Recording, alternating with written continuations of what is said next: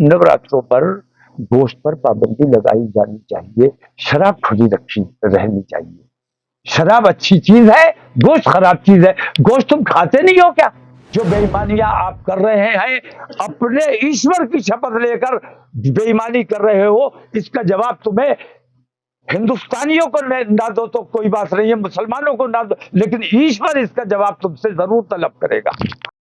IMC प्रमुख मौलाना तौकीर रजा खाबी सड़क पर नमाज को लेकर हो रही बयानबाजी के बीच कूद पड़े हैं। मौलाना ने शनिवार को कहा कि मैं अपने देश में जहां चाहूंगा वहां नमाज पढ़ूंगा। जब हम पूजा करने से किसी को नहीं रोक रहे तो हमारे मजहबी मामलों में क्यों दखल अंदाजी दी जा रही है। इसके अलावा उन्होंने राणा सांगा को देश का गद्दार बताया। मौलाना तौकीर रजा ने कहा कि अगर औरंगजेब ने जो किया वो गलत था तो अब जो हो रहा है वो सही कैसे हो गया। संभल में जो हुआ वो माहौल पूरे देश में बना दिया गया। इसके अलावा वे ऑल इंडिया मुस्लिम जमात के राष्ट्रीय अध्यक्ष मौलाना शहाबुद्दीन रजवी पर भी जमकर भड़के। उन्होंने कहा कि हर किसी मामले में शरीयत को नहीं लाना चाहिए। इस दौरान उन्होंने कहा कि हमारे मजहबी मसलों में दखल देने की कोशिश की गई तो अब इसका जवाब दिया जाएगा। साथ ही उन्होंने कहा कि हमें कहीं भी नमाज पढ़ने से नहीं रोक सकते। सरकार की तरफ इशारा करते हुए कहा कि अब हम अपनी मस्जिदों पर बुलडोजर नहीं चलने देंगे। अब तक जो हुआ वो सरासर बेईमानी था। साथ ही उन्होंने लोगों से सादगी के साथ ईद मनाने का आह्वान किया। ईद पर नए कपड़े नहीं बनाए जाएंगे क्योंकि जिन मुस्लिम नौजवानों को कत्ल किया गया है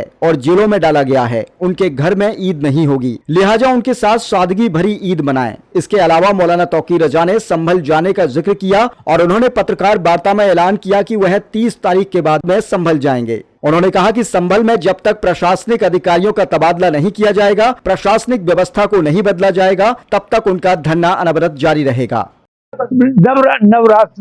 नवरात्रों पर गोश्त पर पाबंदी लगाई जानी चाहिए, शराब खुली रखी रहनी चाहिए। शराब अच्छी चीज है, गोश्त खराब चीज है। गोश्त तुम खाते नहीं हो क्या? चंद दिन नहीं खाओगे? चंद दिन नहीं खाओगे? नवरात्र चल रहे, अभी हमारा मंगल है साहब, आज हम नहीं खाए।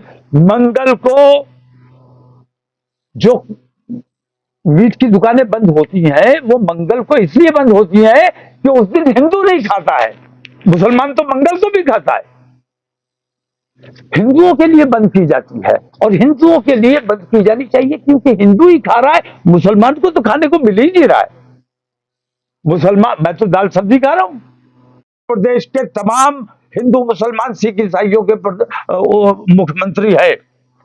अगर सबके मुख्यमंत्री हैं तो आपको ये जो अन्याय कर रहे हैं, ये जो तुष्टीकरण की राजनीति कर रहे हैं, ये जो बेईमानियों की राजनीति कर रहे हैं, ये जो मुसलमानों को दबाने कुचलने की राजनीति कर रहे हैं, इस राजनीति से आपको परहेज करना चाहिए क्योंकि आप धार्मिक आदमी हो। इसलिए मैं आपसे ये बात बहुत अदब के साथ कह रहा हूं कि आप धार्मिक लोगों का ये काम नहीं है। जो बेईमानियां आप कर रहे हैं, अपने ईश्वर की शपथ लेकर बेईमानी कर रहे हो, इसका जवाब तुम्हें हिंदुस्तानियों को ना दो तो कोई बात नहीं है, मुसलमानों को ना दो, लेकिन ईश्वर इसका जवाब तुमसे जरूर तलब करेगा।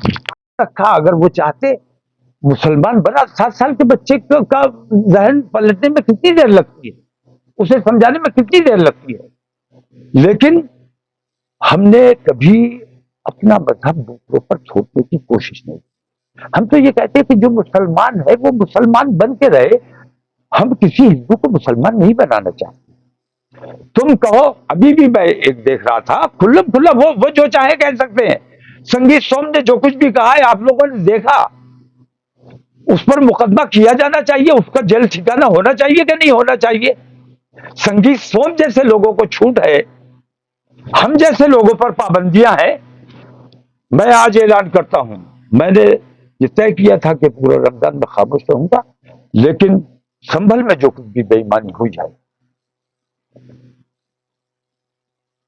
हिंदुस्तान के जितने एमपी सेकुलरिज्म में यकीन रखते हैं उन सबसे मैं राब्ता कर रहा हूं और तमाम मुस्लिम एमपी से मैं राब्ता कर रहा हूं और ईद के बाद इंशाअल्लाह संभल में धरना दिया जाएगा और जब तक वहां का प्रशासन चेंज नहीं होगा तब तक वहां धरना जारी रखा जाएगा और इंशाअल्लाह बरेली से हम कूच करेंगे संभल के लिए और संभल से तब तक नहीं हटेंगे जब तक ये तमाम व्यवस्था ठीक नहीं की जाएगी और वहां की उच्च स्तरीय जांच कायदे से नहीं होगी।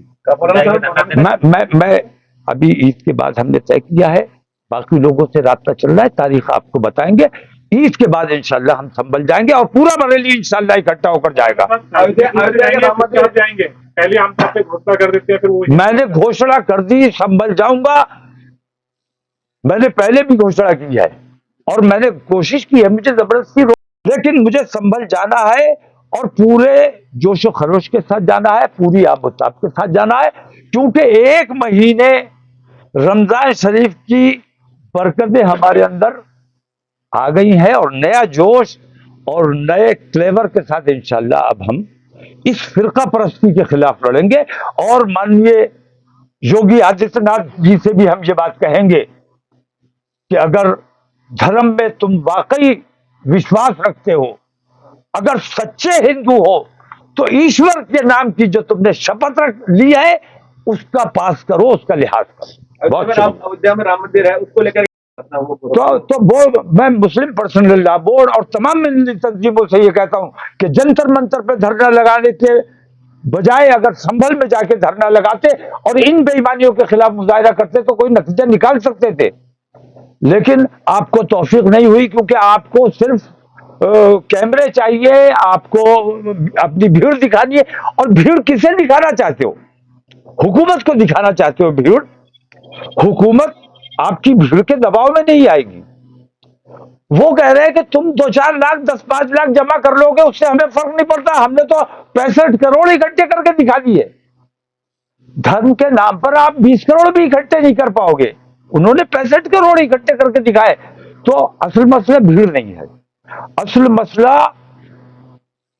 मसाइल है कि किस मसले पर किस तरह बात की जानी चाहिए। जब आपके अंदर इतनी ताकत नहीं है कि आप एक सीओ का तबादला करवा सकें, हुकूमत पर दबाव बना सकें,